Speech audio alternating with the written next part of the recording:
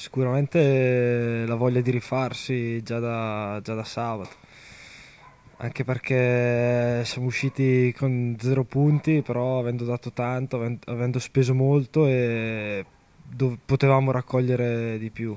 Sabato, dopo quei 10 minuti fatali, abbiamo schiacciati, anche essendo un uomo in meno, li abbiamo messi là e non sono più venuti fuori dalla loro metà campo.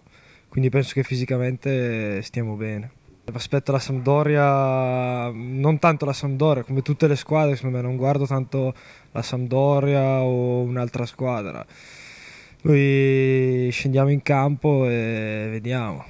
Prepariamo al meglio questa partita come tutte le altre e ce la giochiamo. Ma loro vengono da un ottimo periodo, noi non proprio, però ogni partita c'ha una storia a sé.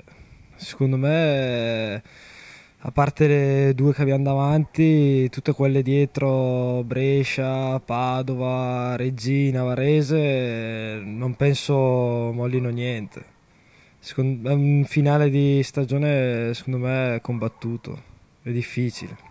Io mi metto a disposizione del mister, poi vedrà il mister cosa fare, se farmi giocare o no. Io sono sempre pronto e lavoro per la squadra. Speriamo.